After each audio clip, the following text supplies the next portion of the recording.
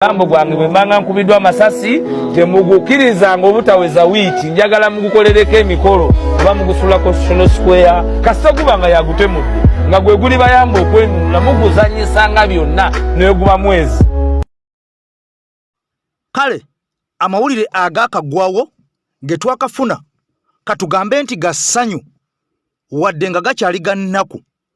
Comrade Alex Waiswa Mufumbiro ono nga ye deputy spokesperson owa National Unity Platform olunaku olwaleero wakati mu malya g'ebyemisana ono yawambiddwa wali ku kooti Kanyanya ekkooti bwe yabadde ng'ewummuddemu era ng'ono afulumyemu ng'ali ku ssimu ayogera.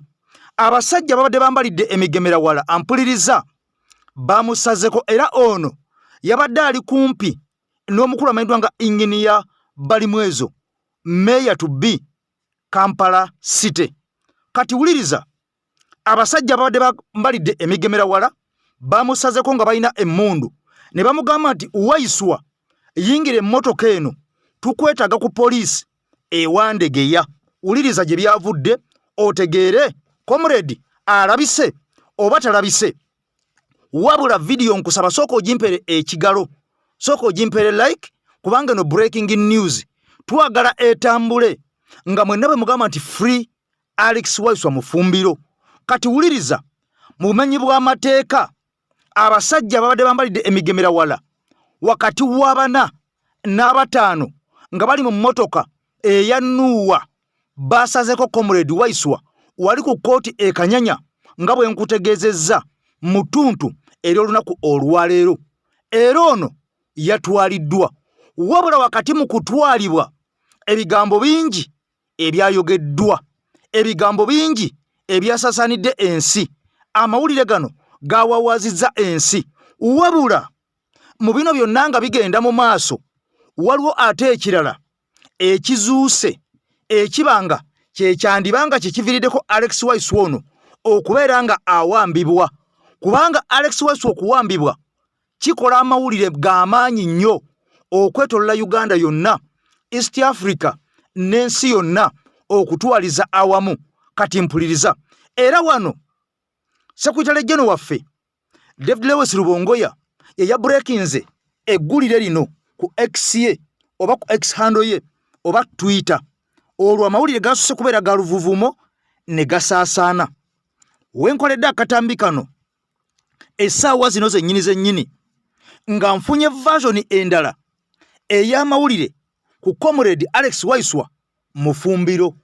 Era njagala ampuliriza amawulire gano nga kuwe mbadde ndi wa Galeta live naye nnyinza okugaleta live amasanyalaze ne gadduka internet ne yeekyanga kati nsazewo nga recordings butereevu nga kuwo gategeere agaakagwawo era nga gano gamaze okubeera nga gakakasibwa omwogezi w'ekibiina kyaffe ekya NUP ow'ekitiibwa Honorable Joel Ssenyonyi era ng'ono abadde ali wamu ne Secretary General waffe era ng'ono abadde ali wamu ne Engineer Balimwezo Mayor to be Kampala Capital City. Kati wuliriza amawulire gamaze okubeera nga gafuluma essaawa zino zennyini abasajja abawambye Alex Waiswa Mufumbiro bwe bamutadde mu mmotoka bamuvuze ne bamutwala ewuwe era nga bano bagenze kwazaayo abaffe babadde bazaayo biki ebyo tetugenda kubeera nga tubira bakati. Kansooke nkuwe gye byatandikidde nkubuulire Alex Waiswa Mufumbiro akoze atya, lwaki bamukutte, kitegerekese olwaleero essaawa eno yennyini ampuliriza. Comrade waffe deputy spokesperson w'amyuka omwogezi w'ekibiina ki National Unity Platform Alex Waiswa Mufumbiro akwatiddwa olunaku olwaleero essaawa ntono ezakayita. Ababadde ku kooti Kanyanya batugambye abadde yakafulumamu katini bagenze kuba essimu ne bajja abasajja ne bamuwamba abantu babadde mu ngoye za bulijjo naye nga balina emigemera wala balina emmundu ne bamukwata ne bamuteeka mu motoka eyo wetwogerera tetumanyiwa waali. Naye ekyewuunyisa ate kyennaku nti olabira ddala bino ebikolwa bya butiitiizi migimu ya Museveni eri mu kutya nnyo kye tuyita protest vote kyetubadde twogerako kubanga kati wenjogerera Ssaabakunzi waffe ali mukomera gwe bayita Habibu Wembo n'okwata deputy spokesperson waffe abakulembeze baffe bonna b'ekibiina batambulira mu kutya kubanga buli omu abagamba nzaddako oba ki kakati embeera eyo kikimu gye mwagala tubeeremu tuwangaliremu ng'ekibiina Waiswa singa badde bamwetaaga nga balina omusango gwe balina baali badde bamuwandiikira abaana bamusamoninga bulungi n'agendayo ne bamubuulira ki kye bamwagaza naye kakati okulaba ng'agenze ku kooti kubanga abadde agenze ku kooti okubeerawo nga baleese Bobby Giant ba Eddie Mutwe n'abalala nabo abawambibwa mu mbeera eyo kakati ne bamukwata era naye ne bamutuusaako ne bamubuzaawo wetwogera tetunamanya wa bamututte naye mulabye pattern eyo batwala abantu baffe first of all etteeka liragira nti bw'oba okwata omuntu we identifying omubuulire musango ki gwakoze ate omutwala abantu babenganda bamanyi wa bamututte ekyo ekirala abeere ne access ku basawo be n'ebirala bwe bityo naye kakati bano abantu beeyisa ng'abayaaye tosobola kujja n'opicking omuntu omukulembeze ku level eyo kubanga Comrade Alex Waiso Omufumbiro si muntu wa bulijjo ne bwe yalibadde muntu wa bulijjo olina ogoberera amateeka naye kati yamyuka omwogezi w'ekibiina ekya National Unity Platform si muntu kogamba nti agenda kubulawo oba agenda kukola ki muyite mu buntu ugambe nti tukwetaaza ensonga eno neno ajje bwe bataze otekinga step endala era abadde batutegeezezza nti bamulabye nga bamutwala ne bamugulabinze ne bamukwata ne bamukulubanya ne bamuteeka mu motoka eyo ne bagisibawo ne bamutwala era abantu abamu bagezaako gigoberera kubanga ebadde motoka ya Nuwa ne bamuteeka mu motoka eyo ne bamusurroundinga abana basajja ababadde n'emmundu nti bakola pattern yemu gye bakola nga tugenda mu kalulu akaggwa kubanga bwe twabategeeza luli bakwata abantu baffe abasukira ddala mu 4 be baawamba mu mbeera eyo ne bwetobeerera 18 ku bo tebalabikangako kaakati yembeera ezeemu obeerawo kati essimu yange tezikira obeerawo bagamba mbalala bwalo we bakutte kata ku bwalo we bakutte ate kiti ku muwalo we bakutte buli kiseera kakati abantu baffe baagala babeere mu kwekweka abakulembeze baffe bonna okuviira ddala wano ku secretariat abakulembeze baffe bonna bali mu ntiisa buli mutamanyi oba nzaddako ate kati bw'ogenda ku district ez'enjawulo mu region ez'enjawulo abakulembeze baffe bonna bali mu fear kakati ng'ekata twabagambye nti abantu baffe banominatinga ku Friday ku weekend babanoonya ne babakwata abakulembeze baffe ne osanga sub-regional coordinators baffe batambulira mu kutya kubanga buli activity gye bakola babakwata walabye bakutte Buwembo Comrade Buwembo Ssaabakunzi waffe ne ttiimu yonna gy'abadde nayo kati kitegeeza nti byonna bali mu kukola replica oba kyenyini kye baakola luli okulemesa abantu baffe twabagambye olunaku olwaleero bakandidati baffe abamu abasobola okutuuka ku nomination centers babagaana bafuna olukujjukuju ene excuse yonna gye bakozesa okubalemesa okwewandiisa so tulabira ddala nti regime ya Museveni eri mu kutya kw'amaanyi nnyo kyobola abakola bino ebikolwa byogezaako kunafuya abantu baffe n'okulaba nga tetutambula nga bwe tulina okutambula ng'ekibiina. Kakati eyo ye version eyasoose nga Alex Waiswa Mufumbiro Comrade amaze okubeera nga akwatibwa nga amaze okubeera nga awambibwa. Ingini yabali mwezo ow'Ennakawa yategeezeza ebigambo bino nti ono yabadde ali naye n'awambibwa era mu kuwambibwa emmotoka eya UAX n'ennamba endala eziddakaawo ye yamututte. Kakati ono yategeezezza oba ategeezezza baalwanye buteesaga butasamuka butasamwoyo ne bawondera emmotoka eno nga tebalina gwe beebuuzizzaako era ono agamba tebaakozesezza mmotoka nga bagoba emmotoka eno. Jjukira bano baategeezezza nga bakwata omusajja ono oba nga bamuwamba nti tukwetaaga ku poliisi ewandegeya wuliriza. Era Alex Waiso Mufumbiro yategeezezza nga bamukwata nti inginiya nkwatiddwa bankutte abasajja. Kakati nno bwe batyo abakulu nga bw'obalaba taata wa Alex Waiso Mufumbiro omwogezi w'ekibiina kyaffe ekya NUP Honorable Joel Ssenyonyi inginiya bali mwezo ne muganda wa Waiso Mufumbiro ono nga ye Kato beetadde mu ddene nkugambye nti oluvannyuma lw'okubeera nga bano babagambye tumutwala Wandegeya ku poliisi basazewo okuwondera era bawondedde bakozesa boda era emmotoka bano abasajja bagisisinkanye ewandegeya. Wuliriza, bwe basisinkana emmotoka ng'esuliddwa ewandegeya tebaalonzalonzezza tebaasumagidde era tebaasibyemu kigere nakamu bwe batyo ne boolekera ku poliisi ewandegeya.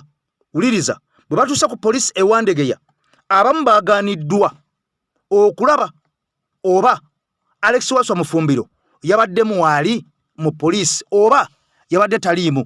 Era wano bakkiriza omuntu omu gw'olaba ku screen amanyiddwa nga Inginiya Balimwezo okuyingira ku poliisi okubuuza oba Comrade Alex Waiswa Mufumbiro wano yabadde waali. Nkugambe nti budde bwabadde bwa misanasana olwo ng'amaze okubeera ng'atwalibwa. Jjukira mu kumukwata babagambye tumutwala ku poliisi ewandegeya gye weetaagibwa. Kaakati nno omuntu yenna tasobola kuresistinga amateeka, kino mbeera nkiddamu nga zo kwatibwa naddala omuntu owa bulijjo. Kiba kibi nnyo okubanga omuntu awambibwa buwambibwa kivandulo. Jjukira nakutegeezeza gye buvuddeko nti abasajja beesomye okuwamba abantu ab'enjawulo buli gwe balaba nga alina ekibuli, buli gwe balaba nga alina solidarity, buli gwe balaba nga mumalirivu, waliwo amawulire agafulumye bagenda kumukwata. Wabula ekyeraliikiriza era ekyennyamiza abantu bano banaayimbulwa nga protestive vote 226 tennaba kubeera nga eggwa. Oyo gw'olaba amanyikiddwa nga Kato muganda wa Waiswa, era ono ye yasindikibwa abantu ne bamukuba bwe yali ali wali ku CBS. Basajja bampuuga oyo gwe baakuba nga baali balowooza nti baali bakubye Alex Waiswa Mufumbiro, kumbe baali bakubye Kato muganda wa Waiswa yoyo. Kakati nno bano basitudde ebigere byabwe nga boolaba ne boolekera ku poliisi ewandegeya ampuliriza. Era ogenda okakkana nga abasinga abamu bagaaniddwa okuyingira munda mu poliisi. Naye nkutegeezezza nti Inginiya Balimwezo ow'Ennakawa ono Lord Mayor ow'ekibuga Kampala yagenda okubeera nga atukwatira bendera. Kakati nno yeyeka akkiriziddwa, era ono osi amukkiriza okuyingira munda ampuliriza okulaba oba omuntu gwanoonya gyali. Kakati ono agamba bw'atuuse ku poliisi ewandegeya omusajja ng'amukkiriza okuyingira amutuusiriza mu ofiisi ye yennyini ey'ewandegeya. Bw'atuuse mu ofiisi n'ababuuza Alex Waiswa Mufumbiro n'amugamba ffe tumulina, era nga kikakasiddwa nti ono abadde ku poliisi ewandegeya. Mawulire malungi nti ategerekese waali. Abaffe kiki ekimuvunaanibwa?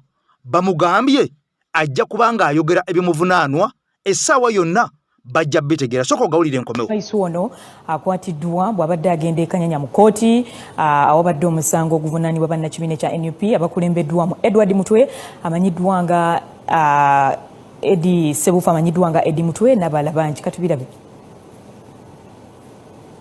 Amyuka omwogezi w'ekibiina ki National Unity Platform Alex Waiswa Mufumbiro gatandise okusaasaana mu malya g'ekyemisana oluvannyuma olubadde oluvuuvuumo ne lukakasibwa Ssaabawandiisi w'ekibiina kino David Les Lubongoya. Abadde agenze kkooti okubeerawo nga baleese Bobby Giant ba Eddie Mutwe n'abalala nabo abawambibwa mu ngeri eyo, mu mbeera eyo. Abantu babadde mu ngoye za bulijjo naye nga balina emigemerawala, balina emmundu, ne bamukwata ne bamuteeka mu mmotoka eyo. Wetwogerera tetumanyiwa waali. Okukwata Mufumbiro kinyenyezza ekibiina ki NUP. Abamu ne bagwamu n'entengero era batandikiddewo okunoonya gy'abadde asuubirwa okuba omubadde ne poliisi y'ewandegeya. Wano tusanzeewo abamu ku bakulembeze b'ekibiina Bapuliida n'abooluganda okubadde ne kitaawe nga beewuunaganya. Emmotoka ya silver nkala nga era erina namba plate UAK endala sikyajjukira bulungi naye tuziina ne parkinga wabbali. Abasajja ne babuukamu ne bagamba Waiswa yingira emmotoka tukwetaaga luddawa Wandegeya poliisi. Nga bakutte mundu babadde nga banna bakutte mundu. Waiswa nangamba bankutte n'ayingira emmotoka era ne tumuvaako emabega. Tuwondeye n'abavubuka ababodaboda emmotoka tugisanze Wandegeya ng'oyingira Wandegeya era bwe tutyo ne tugigoberera paka wano. Bakkirizaako nzezeko okuyingira ne nyingira nsanze mu ofiisi ya DPC. DPC tabadde mubi nanyingiza ne mbabuuza mu mukwatidde ki nangamba omusanga ajja kugutegeera. Waiswa si mumenyi w'amateeka naye omuntu yenna bw'obanga olina ky'omuvunaana etteeka likirambika bulungi, kale mutwale ku poliisi muguleko omusango then eventually omutwale mu kooti. Abakulembeze tukivumirira era tusaba poliisi eyanguwe okuta omuntu waffe nti just wali babadde beewuguddeko gwewuguzi kubeera nga balimba bano abaze bagoberera okubalimbisa nti bamutaddawo naye nga ye taliiwo. Bagamba nti webituuse abakuuma ddembe basaana bawandikire ekibiina kibabulira abantu be beetaaga mu kifo ky'okuwamba abantu ate ne babatulugunya. Naye gavumenti webanga eyagala yinza okuddamu ebyo nga Honorable Basenyo byagamba babawe right summons and I think bajja kulabika basilowooza nti bamenyi b'amateeka nti bajja kudduka mu ggwanga lyabwe. Kugamba lufuse luyimba nti buli lunaku ozuka buzukusa omanya leero batwala oli kiveewo kikome baba balina procedure naddala abantu nga balooza baza emisango babayite kubanga abamu balina gye bakolera balina gye babeera babuvunaanyizibwa. Bakanze kulinda nga teri abanyega okutuusa lwe bannyudde ne bakwata eri abaleese era tebategedde kifo kituufu mu ffumbiro gy'akuumirwa. Amyuka omwogezi wa poliisi mu Kampala n'emiriraano Luke Oyesgire bw'atuukiridwa ku ssimu atugambye kimu nti tayinza kwogera ku kyatamanyiiko mutwe n'amagulu. Kigambibwa nti mu ffumbiro asoose kutwalibwa mu maka ge agasangibwa e Mutungo Bbiina ne bagaaza n'oluvannyuma ne bamutwala mu kifo ekitamanyiddwa. Era bwe batuuse waka ne bakebera amawulire agaliwo tebalina kibajjeeyo tebalina kibasanze era ripooti oba bagikyusa oba tebagikyusa bwe kibadde tebalina kibajjeeyo tebalina kibasanze. Mufumbiro ono atasiba zikweya ataluma mu bigambo bye bwe gutuuka ku kuwolereza ekibiina kye emisango egimukwasizza teri yaginnyonnyodde. Gye buvuddeko amawulire gaasaasaana nti waliwo abakuumaddembe abali mu mmotoka mpawattalikaaba ezakazibwako drone lwe baagezangako okumukwata wabula nga bayisa mu nkwawa kyokka nga kati abantu be amaaso bakanudde n'amatu bateze okumanya mu ffumbiro gya Nabbulukukira. Sulaiman Sebuggwawo, NBS, Amasengejje. Kaakati nno bino byonna nga bigenda mu maaso saagala weerabire nti Mwami Kyagulanyi yabadde mu ggwanga erya Bungereza era ono munda mu ggwanga erya Bungereza yasinkanya Deputy Prime Minister ow'eggwanga erya Bungereza nga bw'omulaba mu kifaananyi era ebigambo nabikutegeezezza bingi ebyatuukiddwako bingi bye baayogedde wabula nga bano ensisinkano yaabwe bannamawulire bangi baabagaanye okubeera nga babeeramu. Ekyebuuzibwa Uganda nga bwe nakutegeeza ebyobufuzi by'eggwanga Uganda bisalwawo ggwanga lya Bungereza kubanga tuli kolone erya Bungereza. Eggwanga erya Bungereza eggwanga erya Amerika bano basalawo kinene nnyo ku mukulembeze eki anaakulembera eggwanga Uganda era influence yaabo mu Uganda y'amaanyi nnyo okusinga amawanga amalala gonna okwetoolola ensi eno. Wadde Mwami Museveni amiitinga Abachina amiitinga Abarasha bamuwa sapooti bamuwa kino bamuwa kiri bamuwa ebyokulwanyisa naye nkutegeezeza nti bamansita be Bangereza era olunaku bwe lukya ne bagamba nti gwe tukugambye fuluma tasobola kumala yadde eddakiika ng'akyali mu ntebe. Kaakati nno ekisinga okubeera nga kitiisa nti Mwami Kyagulanyi yasinkanye Deputy Prime Minister ow'eggwanga erya Bungereza kyokka ng'ate mu mbeera y'emu twolekedde akalulu aka 226 ate nga kano si kalulu bululu wabula akalulu aka protestive vote kyokka nga protestive vote eno yeriko okulya n'okkomba essowaani era ng'abantu beewera nti womala okukalondera wogenda okusigala bw'omala okusigala awo obeere ng'okuuma akalulu waako bwe bamala okukasuula n'abalala bonna ng'essaawa etuuse ey'okkabala mu kabale mwenna nga naawe wooli kaakati bwe muba nga muwangudde otandikire awo okuserebuleetinga oba okucacyanca oba okujaganya oba okujaguza obuwanguzi bwo. Eno ye protestive vote kyetegeeza wabula bwe wabaawo okusulupanya okukyusakyusaamu mu ebyo ebizuuliddwa katugeze nga akaluluko koolabye nti kawanguddwa ate balangiriddemu mulala nga bakabbye kati awo protest okwegugunga kutandikira awo. Kaakati nno Mwami Museveni wano yatandikidde okubeera nga akankana entegetege ne zitandika okubeera nga zimufamba oluvannyuma lw'okubeera nga yawulidde nti protestive vote abantu bagyongeddemu nnyo amaanyi abatali bamu na bamu era nga wano kimaze okubeera nga kyeyoleka nti abantu bamalirivu nnyo kubanga emyaka 40 Mwami Museveni gy'amaze mu ntebe ey'eggwanga Uganda bitono nnyo ono byasobodde okubeera nga atuukiriza naddala ebyo ebiyamba bannansi. Kati ono mweraliikirivu nnyo okusinziira ku bigenda mu maaso ate nga ne 21 yali covid ye yayamba omusajja ono kubanga wano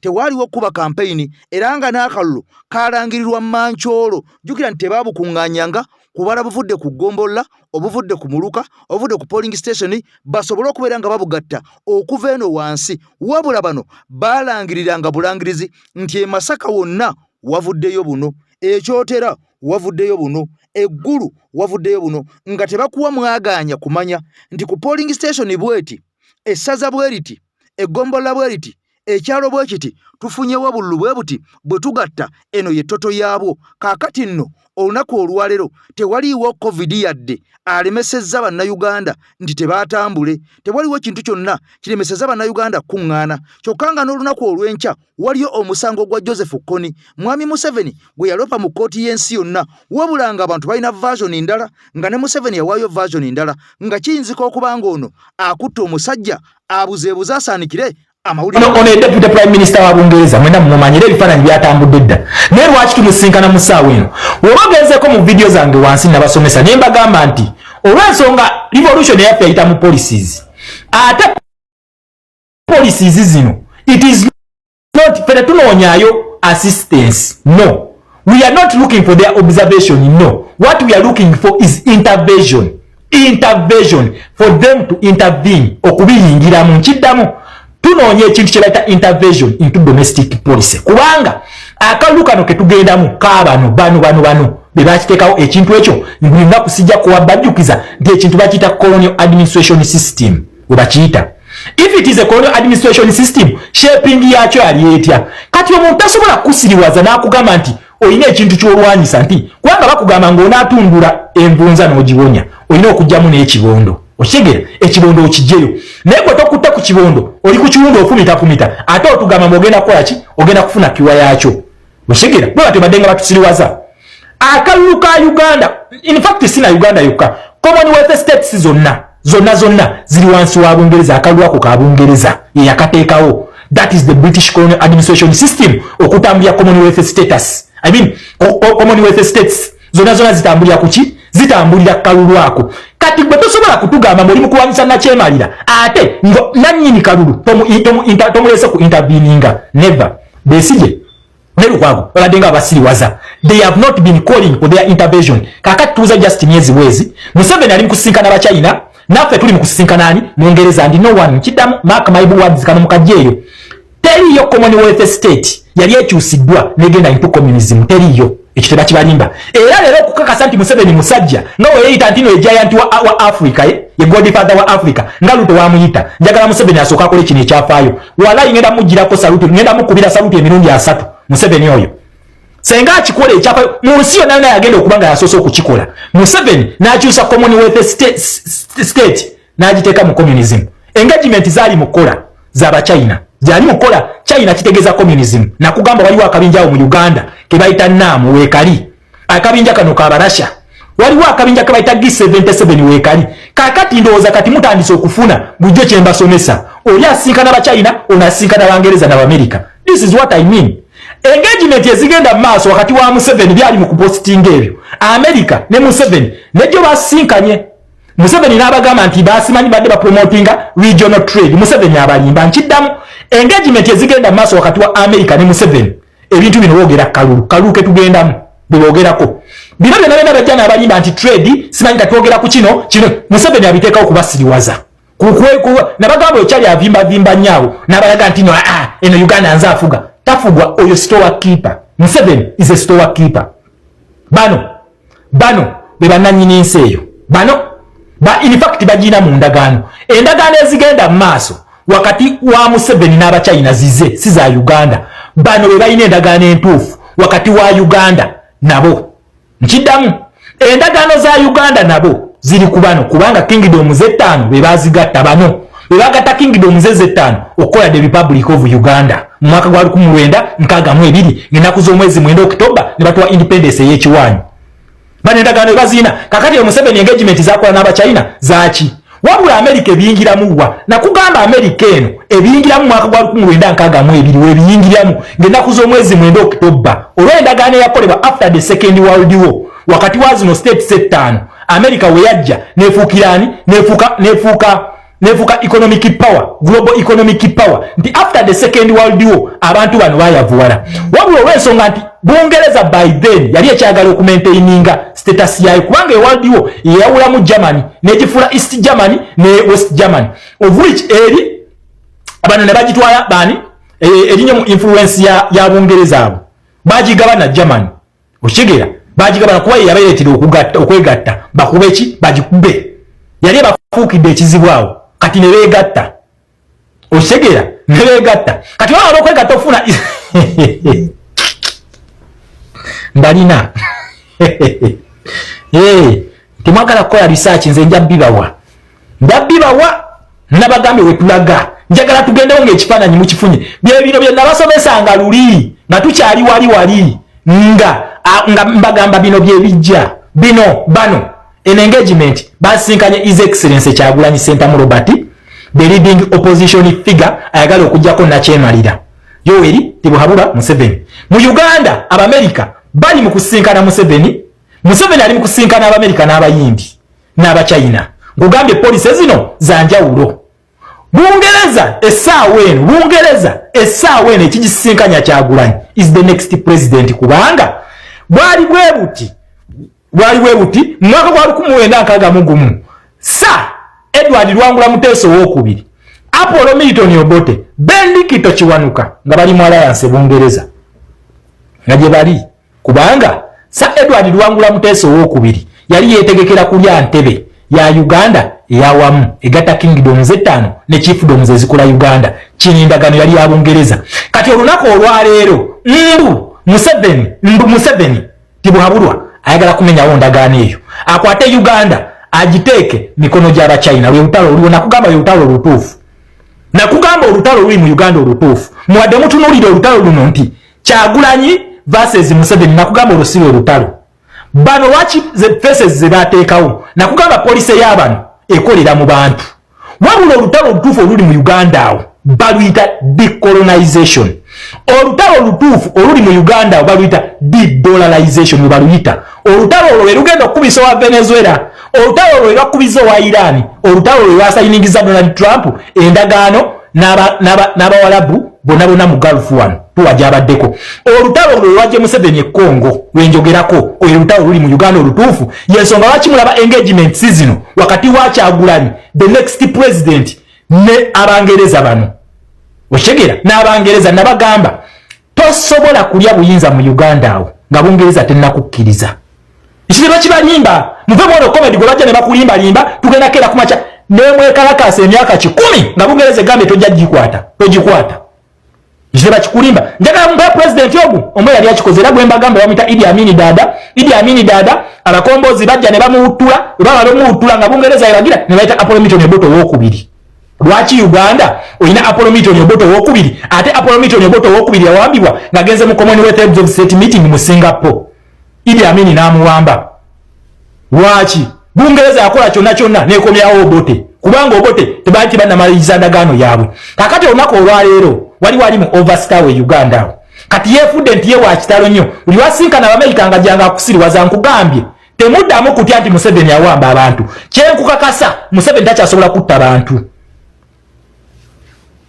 Tasobola just atiisa just kati kyemulina okubuuka kyokka kasita munaavaamu ffi eyo.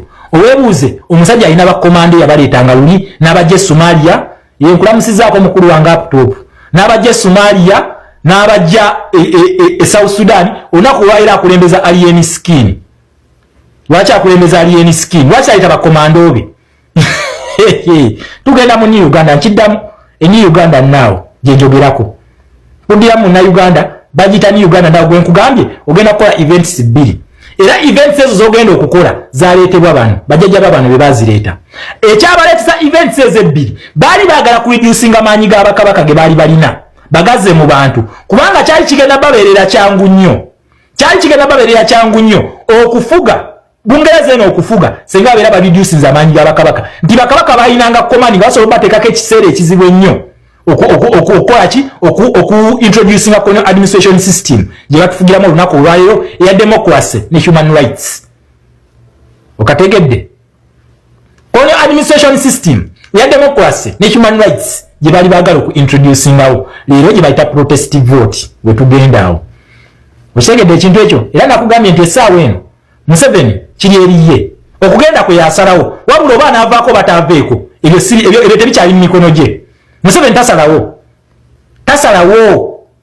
oba anaavaako oba taaveeko si yasalawo wabula nkugambye kino bweyagala okikakasa yandibadde asalawo okulemera Congo yandibadde asalawo nti asijja kuva Congo kubanga bujjo mumuyita path of the region ng'era gamba nti ye superpower mu Great Lakes region what happened to that superpower man